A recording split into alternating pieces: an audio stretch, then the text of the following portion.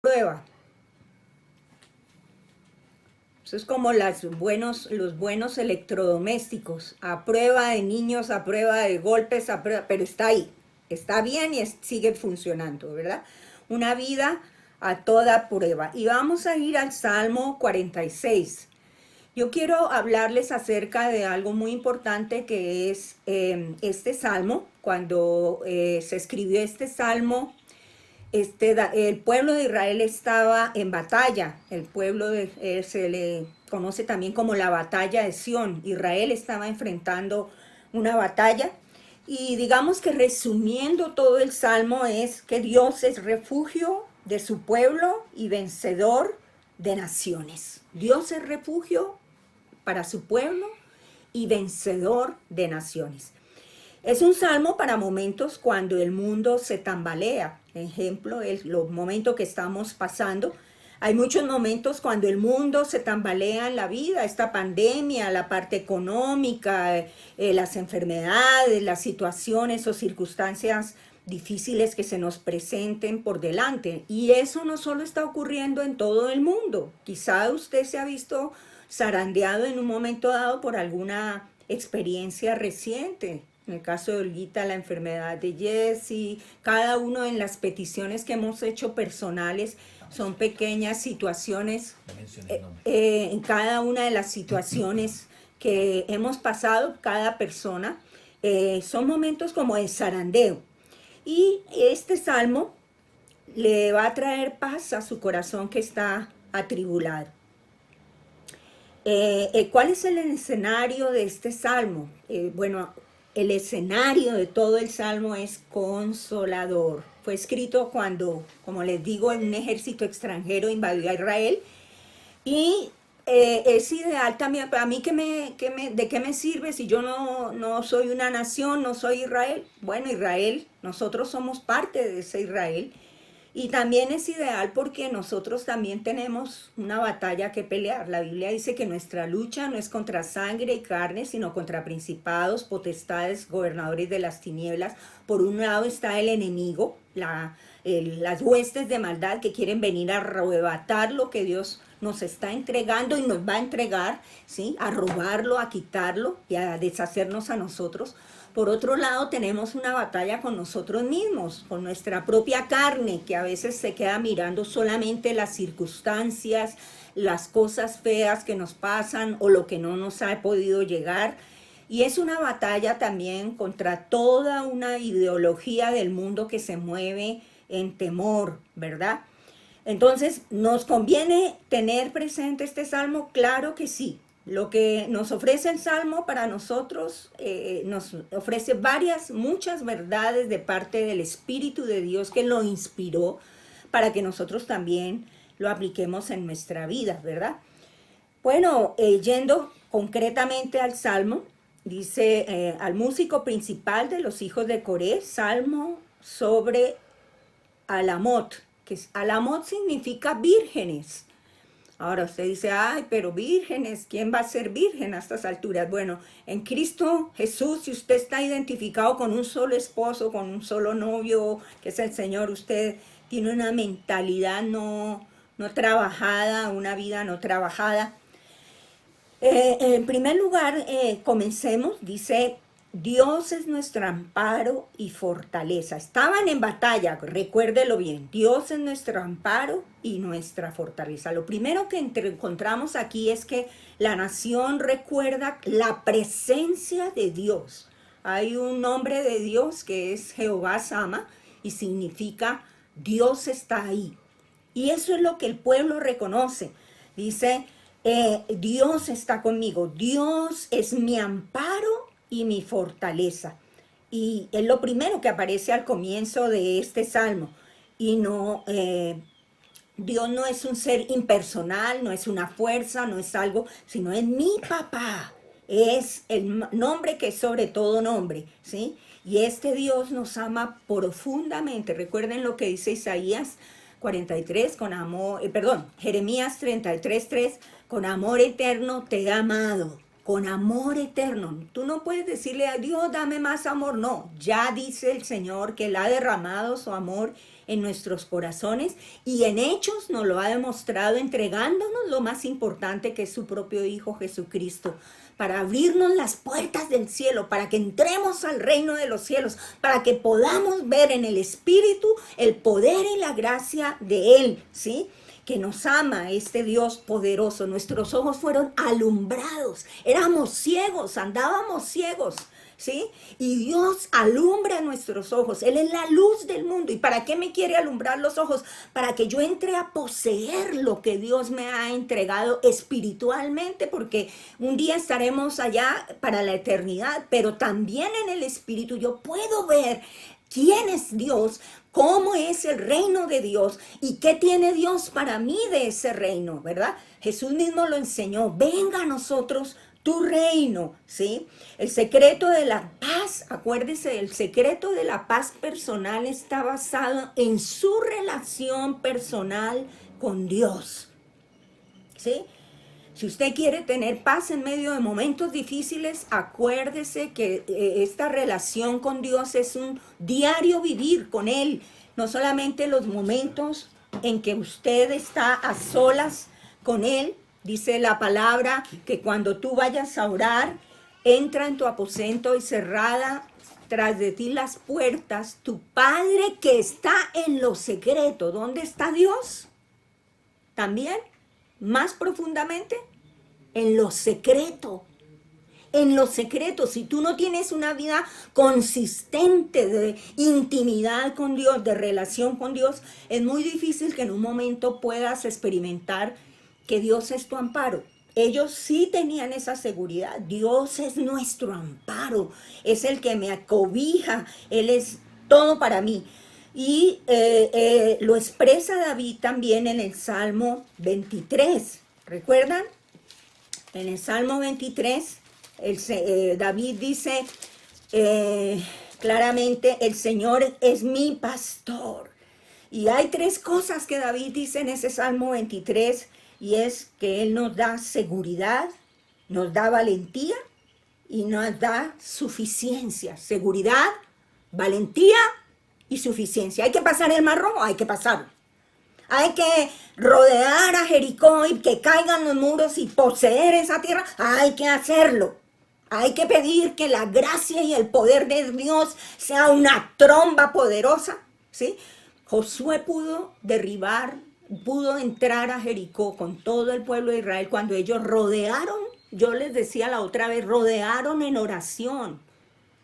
Cada día una vuelta al enemigo, la ciudad de Jericó. Por 7 días y al séptimo día dieron 7 vueltas y después alabaron y gritaron con trompetas. Pero antes Josué había tenido una experiencia con Dios, donde veía al varón de Dios con una espada de fuego. Eso es intimidad con Dios. Eso es experimentar la presencia de Dios que me da seguridad. Cuando dice Jehová es mi pastor, me da seguridad. Me da valentía porque la carne es débil y es cobarde y se acoquina, y también me hace sentir suficiente. Si yo estoy con Dios, puedo pasar por acá. Aunque ande en valle de sombra y de muerte, no temeré mal alguno porque tú estás conmigo. Yo te veo, te percibo, te experimento. Dios es mi amparo y es también mi pastor. ¿Qué es un amparo? Es un lugar de protección. Ay, métase aquí debajo de este techito mientras pasa la lluvia. Eso es un amparo, un refugio, ¿sí? Entonces, el amparo es un lugar de protección. Los presidentes en Estados Unidos tienen, ustedes recuerdan en las películas y todo, y aquí mismo están haciendo en Guatemala una embajada de Estados Unidos nueva, está aquí por la zona 16, y para ahora medio se vislumbran los edificios un poco, pero ¿qué hicieron en 2 años? Sino socavar y socavar y socavar, y hay búnker. ¿Qué es un búnker? Es un lugar donde no solamente es una cosa allá abajo de la tierra, sino está todo hecho en acero y en materiales que muy difícilmente una bomba, unas cosas puedan derribarlo, ¿sí? Entonces, cuando Dios me dice que Él es mi amparo, el que sostiene el universo, el que creó los cielos y la tierra, el que nada se mueve sin su voluntad, Él me dice, sumérgete en mí, métete en mí, ¿sí? Él es mi búnker, Él es mi amparo. Nos refugiamos a Dios, en Dios, cuando vienen esas tormentas y estamos a salvo en Él cuando nuestro mundo tiembla, ¿verdad? Cuando nuestro mundo está inestable, dice ahí la palabra, dice Jehová, vamos a leerlo, Dios es nuestro amparo y nuestra fortaleza en las tribulaciones. Yo quiero que vayamos a Deuteronomio capítulo 4, versículo 7. Es un pasaje... Perdón, Rosarito, perdón. ¿Sí? ¿Qué cita es la de Dios nuestro amparo en tiempo de peligro? Todo esto es el Salmo 46, Amilcar. Estamos en el versículo 1, ¿sí? En Deuteronomio, para que usted lo coloque como un pasaje complementario, de Deuteronomio 4, 7. O sea, sería terrible para un embajador de Estados Unidos venir acá y que le pongan un edificio común y silvestre, sabiendo cuántos enemigos tiene Estados Unidos, cómo atacan a las embajadas en un edificio que sea normal, ¿ya? Ellos saben prevén que hay enemigos, terroristas, guerrilleros, entonces ellos construyen esos búnker, digámoslo así. ¿Qué dice Deuteronomio 4:7? Es un pasaje muy hermoso. Dice, porque ¿qué nación grande hay que tenga dioses tan cercanos a ellos como lo está Jehová nuestro Dios en todo cuanto le pedimos? No sé si Miguel o Amilcar tengan otra versión ahí para leerla. Sigue. Bueno, dice, ¿qué nación grande hay que tenga dioses tan cercanos a ellos como lo está Jehová nuestro Dios en todo cuanto le pedimos? ¿Sí? Esta versión dice, en verdad, ¿qué nación hay tan grande cuyos dioses se acerquen a ella como lo hace para nosotros? Siempre que lo invocamos, Yahvé, nuestro Dios. ¿Y qué nación hay tan grande que tenga normas, mandamientos tan justos como esta ley que yo te entrego hoy? Tremendo, tremendo lo que dice Dios ahí. No hay nadie en el mundo que pueda compararse a Él, que pueda experimentar el black. Si alguien puede proteger, ¿quién como tú, Señor? ¿Quién como tú? ¿Sí? Él es mi fortaleza, Él es el que le da fuerza. Otro puntito allí, pues, Él es mi amparo, Él es mi fortaleza, ¿sí? Dios le da fortaleza a los débiles, dice su palabra.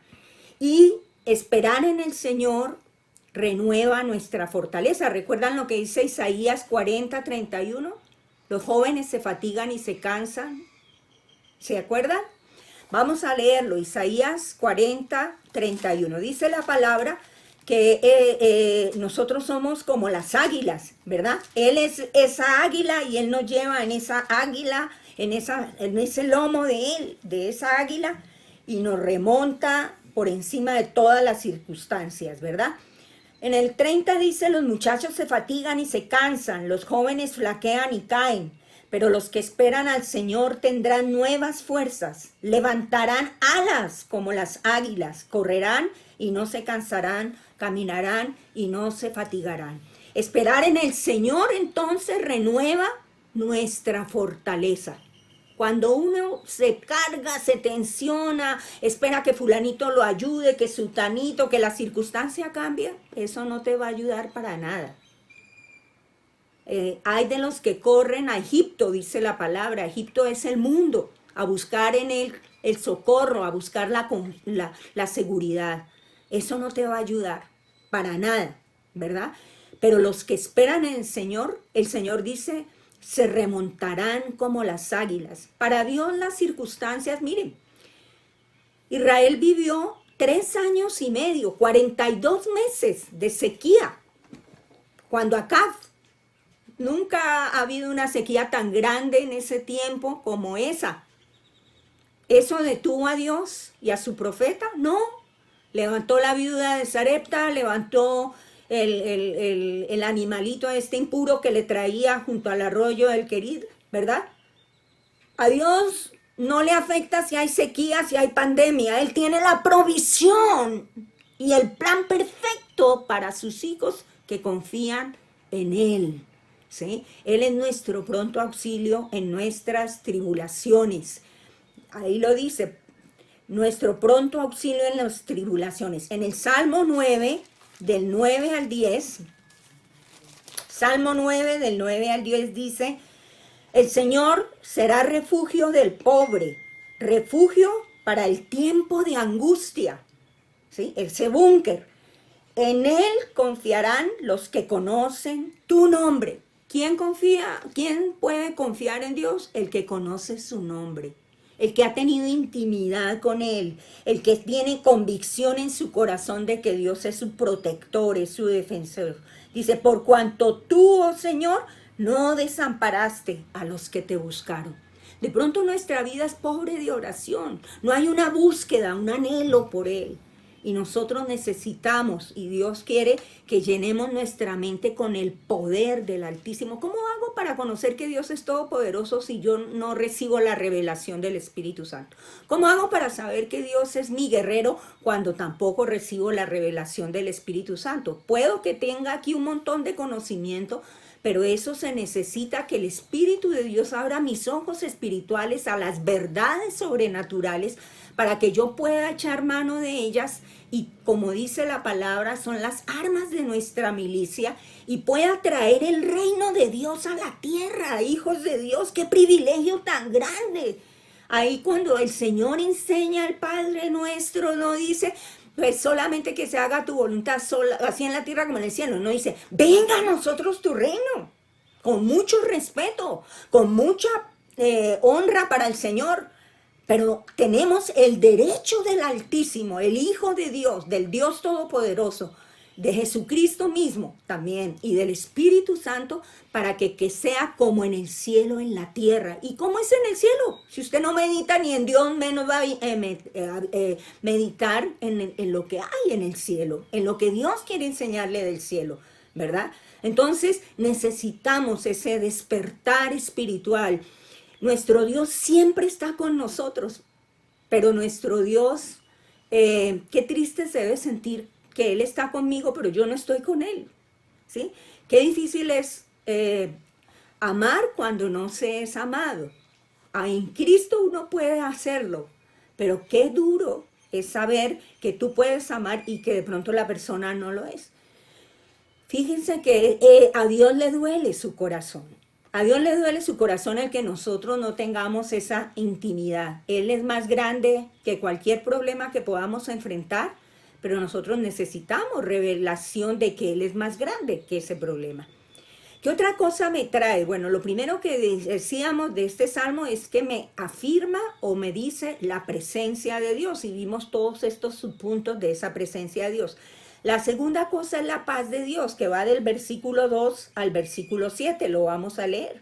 Dice, por tanto, no temeremos aunque la tierra sea removida y se traspasen los montes al corazón del mar. Aunque bramen y se turben sus aguas y tiemblen los montes a causa de su braveza. Del río sus corrientes alegran la ciudad de Dios, el santuario de las moradas del Altísimo. Dios está en medio de ella, no será conmovida. Dios la ayudará al clarear la mañana. Bramaron las naciones, titubearon los reinos, titubearon los reinos. Dio él su voz, se derritió la tierra. El Señor de los ejércitos está con nosotros. Nuestro refugio es el Dios de Jacob. Bueno, la segunda cosa decíamos, entonces la presencia de Dios, la paz de Dios. Por tanto, no temeremos, dice el versículo 2.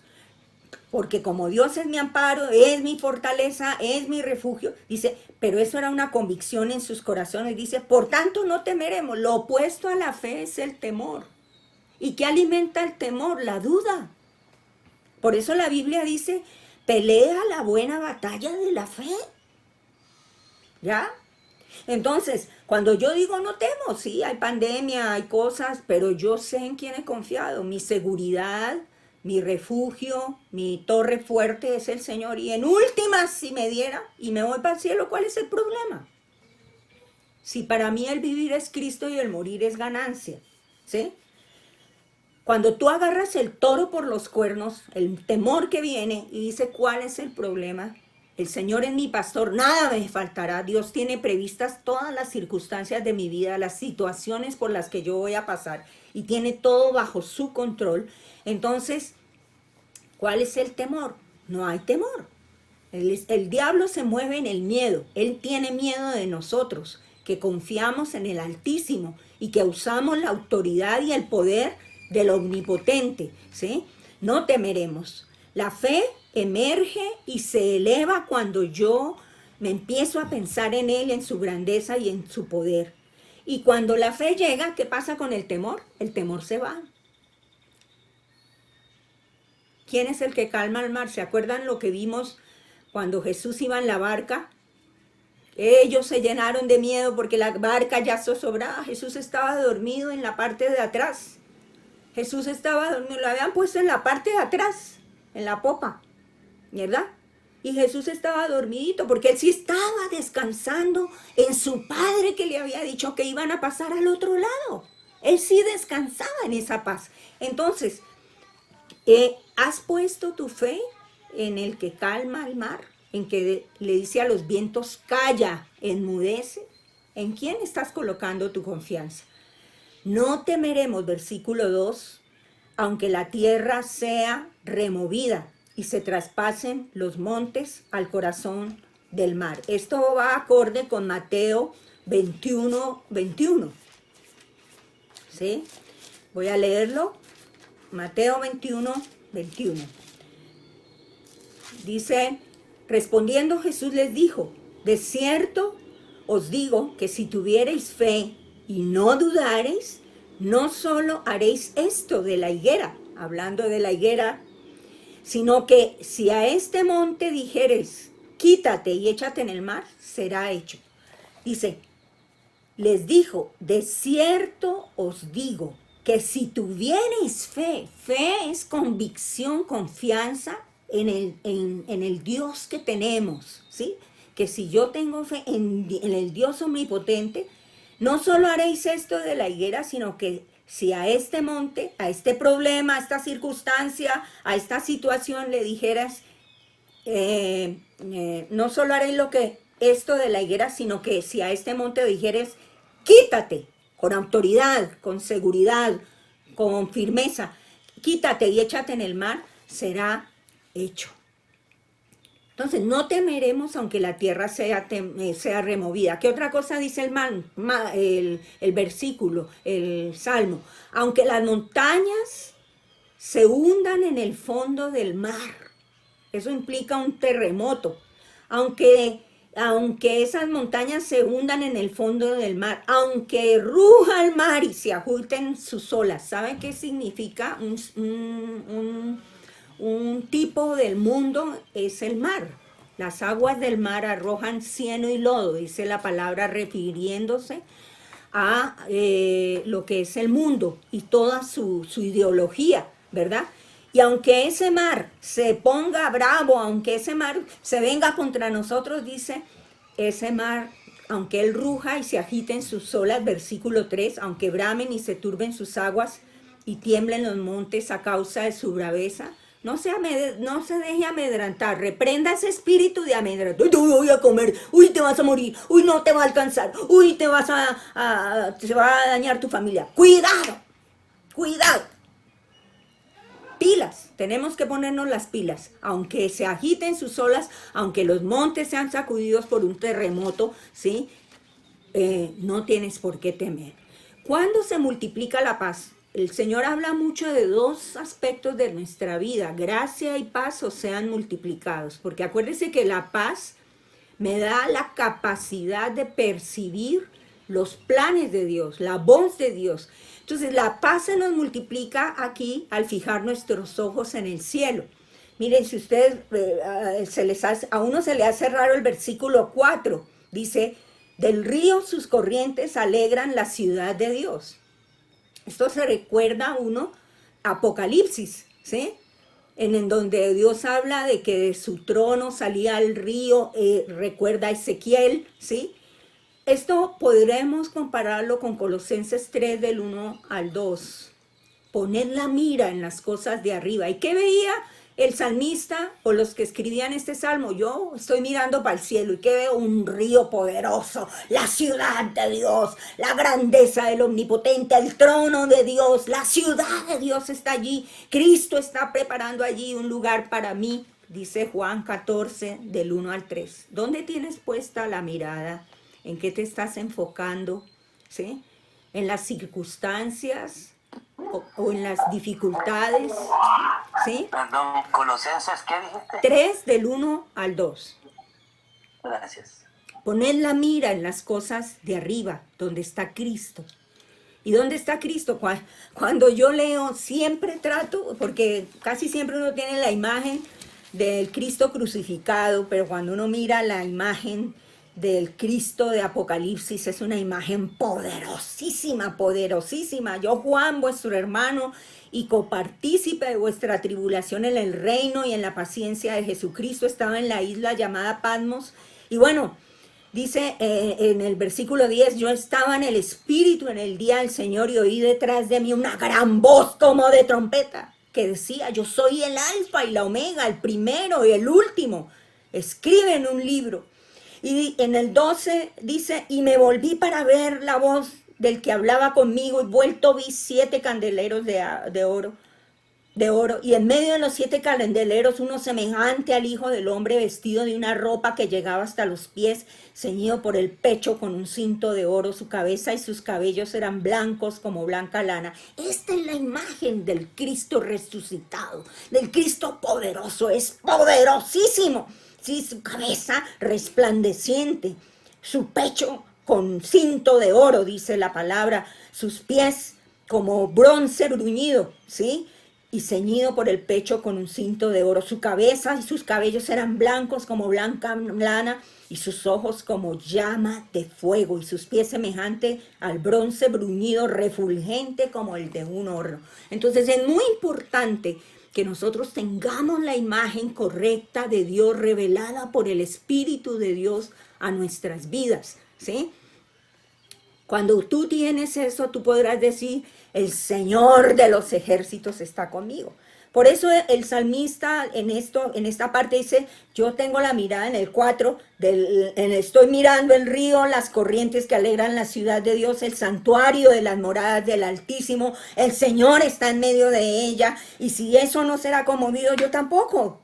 Dios me ayudará a clarear la mañana.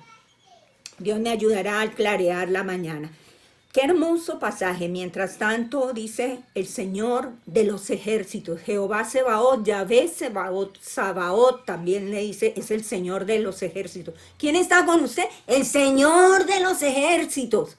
Y si es el de los ejércitos, la Biblia dice que el caballo se alista para el día de la batalla, pero de Jehová es la decisión de ella. Él pelea por nosotros y nosotros se lo pedimos a Él. ¿Qué otras promesas nos da este salmo? Bueno, del versículo 8 al versículo 11 están las promesas de Dios. Dice, venid y ved las obras del Señor, que ha puesto asolamiento en la tierra. ¿Sí? Dios está obrando incluso cuando nuestro mundo se tambalea. ¿Sí? Dice que ha puesto asolamiento en la tierra. ¿Ha permitido esa pandemia? Sí. Pero sin embargo Dios me dice, no mire la pandemia, venga a mirar las obras de Dios. Por favor, no se deje engañar del diablo con argumentos, que mire, que no le va a alcanzar, que mire, que no sé qué. Cuidado, por favor. La iglesia necesita revestirse del poder del Altísimo. Venga a mirar las obras del Señor que ha puesto asolamiento. Sí, hay asolamiento y se va a poner peor. Tinieblas cubrirán la tierra. Pero los que miramos al Señor traemos la gloria del Altísimo a nuestras vidas. Él dice ahí que quiebra el arco. El Señor quiebra el arco de nuestros enemigos, corta la lanza, quema los carros de fuego, va a acabar con lo que sea. Pida en el nombre de Jehová Sebaot que venga a protegerle y a guardarle a usted. Y en el versículo 10, Romanos 8:28 dice que a los que aman a Dios todo les ayuda bien. Es Dios quien hace que cesen las guerras. Es Dios quien hace que las armas queden inútiles. La gente puede tener su confianza, el mundo, en sus armas, en sus capacidades, pero es Dios con nosotros. Así no tengamos ni idea de lo que es, cómo se maneja un virus, cómo se maneja una circunstancia. El Señor está con nosotros. Él destruye a los destructores, ¿sí? Y eso es la visión que tú y yo tenemos que tener de Él. Luego el Señor en el versículo 10 dice, estad quietos y conoced que yo soy Dios. Esto tiene dos connotaciones. La primera es, Dios le dice a sus enemigos, quietos, no se meten con mis hijos, quédense quietos. Ellos son mis hijos y yo los voy a defender. Y si no se están quietos, van a conocer quién soy yo. Van a conocer quién soy yo. Terrible amenaza de parte de Dios para sus enemigos. Por eso, ¿por qué tememos? ¿Verdad? Esa es una connotación. Pero para nosotros, Dios nos dice también, estad quietos, medita en Él. En lugar de llenarte de ansiedad, de preocupación, necesito que te calmes, que respires profundo, que sueltes toda carga, toda ansiedad, toda preocupación y pon tu mirada y tu mente en el Altísimo. Tranquilízate. Y sabes, cuando tú te tranquilizas, cuando tú tienes quietud, vas a conocer que Él es Dios. Conocer que yo soy Dios.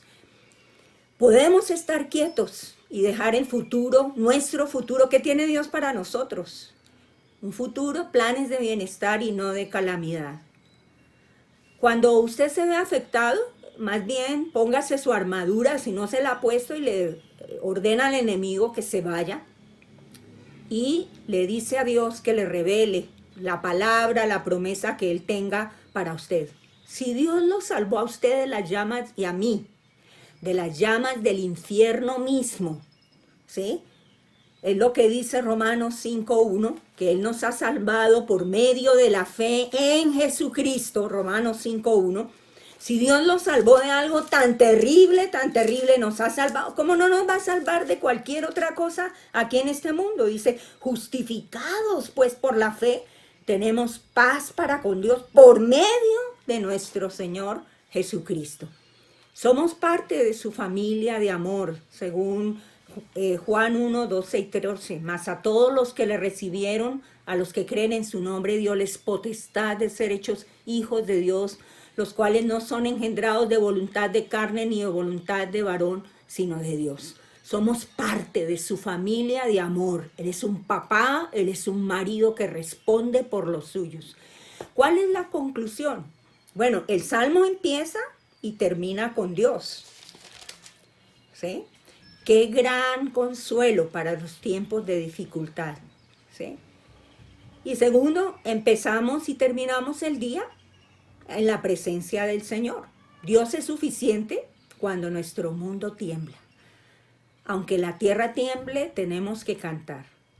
Alzaré mis ojos a los montes, ¿de dónde vendrá mi socorro? Mi socorro viene del Señor que hizo los cielos y la tierra. Y si Él no ha acabado con esta tierra todavía, Él no, y nosotros estamos aquí, Él es mi papá y Él dice, yo cuido de ti.